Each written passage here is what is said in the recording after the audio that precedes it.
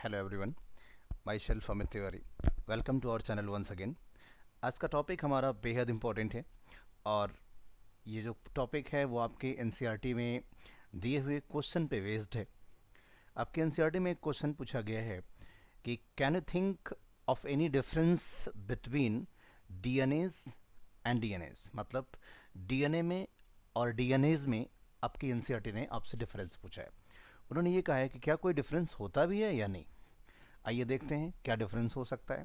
देखिए, सबसे पहले हम लोग बात करेंगे, जो पहला पॉइंट आपके पास दिया हुआ है डीएनएज में, इसमें डिफरेंस। देखिए, अगर इसके बारे में आपको हम बता दें तो एक्चुअल में क्या है, ये है many copies of DNA. Actual में क्या है, ये प्लूरल फॉर्म है, ये प्लूरल फॉर्म है, यानी हिंदी में कहें तो बहुवचन है। किसका? डीएनए का, यानी ढेर सारे कॉपीज की बात कर रहे हैं डीएनए के। इटसेल्फ ये डीएनए ही है, ठीक है।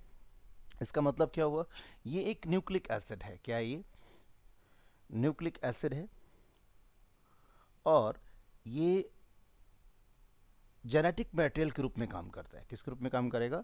Genetic red. आपने बड़ा आसानी से इस पॉइंट को समझ लिया होगा क्योंकि आपने पढ़ लिया जेनेटिक मटेरियल। आपने पढ़ा होगा हेरिडिटरी मटेरियल, यानी हेरिडिटरी मटेरियल है, जेनेटिक मटेरियल है, ठीक है। तो जैसे ही मैंने इतना बता दिया कि मेनी कॉपीज ऑफ डीएनए, तो सारी सन से आपके खत्म हो जाते हैं। ये न्यूक्लिक एसिड है। अब मैं डीएनए में क्या होता है ये बताने की ज़रूरत नहीं है, बट एक पॉइंट और भी है कि डीएनए एक्चुअल में क्या है। ये जो लिखा हुआ ना, ये शॉर्ट फॉर्म है।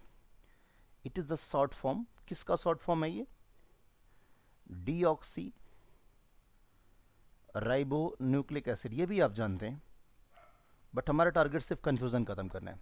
डीऑक्सी राइबो न्यूक्लिक एसिड का शॉर्ट फॉर्म है। इतनी इन्फॉर्मेशन आपके लिए यहाँ पे काफ़ी है, ठीक है।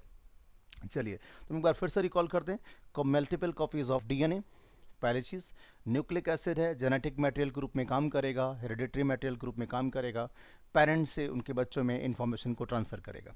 किसका शॉर्ट फॉर्म है? ये डीऑक्सी राइबो न्यूक्लिक एसिड, ठीक है।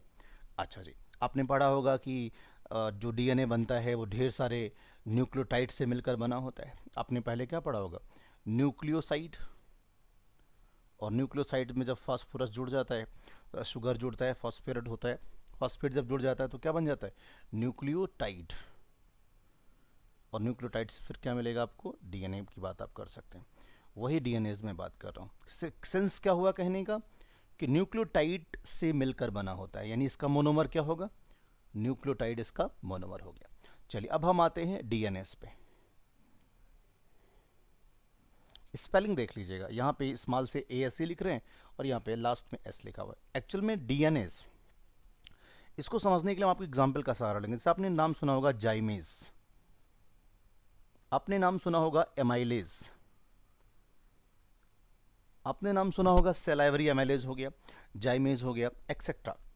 एएसई अंदाजा हो गया होगा ये हम किसकी बात करने जा रहे हैं।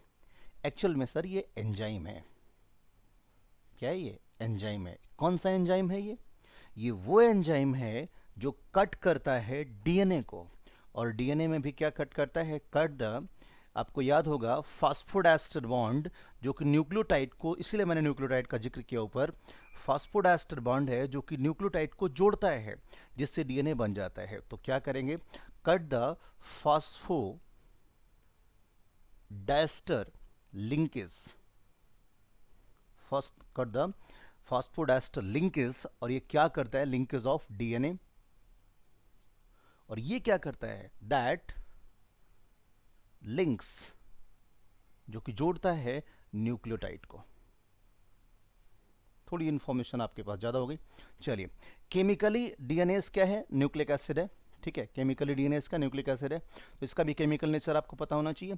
चलिए, हम आपको पुरानी कुछ बातें याद दिलाते हैं। अगर आप पहले कभी पढ़ा हो एंजाइम, तो आपने वहाँ पे पढ़ा होगा कि बायोमोलिक्यूल में आपके एनसीईआरटी में एक बात लिखी हुई है कि almost all enzymes are protein, almost all enzymes are protein. और यहाँ पे ये क्या है? एंजाइम है, तो इसका नेचर बता दीजिए। इसका नेचर प्रोटीन हो जाएगा। चलिए, इतनी इन्फॉर्मेशन काफ़ी है। मैं एक बार रिकॉल करा दूँ। डीएनएस, जहाँ पे एएससी की बात कर रहे हैं, ये एक एंजाइम है और ये क्या करता है? ये कट करता है डीएनए के फॉस्फोडाइस्टर लिंकेज जो हैं उसको कट करता है, जो कि क्या करता है, जो न्यूक्लियोटाइड को जोड़ के रखता है। न्यूक्लियोटाइड, मैं बार बार बोल रहा हूँ। डीएनएज में many copies of DNA, nucleic acid genetic material के रूप में काम करता है शॉर्ट फॉर्म में। चलिए, हमें इसका भी शॉर्ट फॉर्म पता होना चाहिए, डीएनएज का भी शॉर्ट फॉर्म पता होना चाहिए। तो इसका शॉर्ट फॉर्म क्या होगा सर? इसका शॉर्ट फॉर्म होगा डीऑक्सीराइबोन्यूक्लियेज। क्या होगा? डीऑक्सीराइबोन्यूक्लियेज। ये बहुत छोटा सा क्वेश्चन था जिसको मैंने डिटेल में आपको समझाने की कोशिश करी है। आई होप आपको एक्सप्लेनेशन जरूर समझ में आया होगा। इन शॉर्ट एक बार फिर से बता देता हूँ, DNAs is many copies of DNA, is the nucleic acid, short form deoxyribonucleic acid. Nucleotide इसका मोनोमर होता है।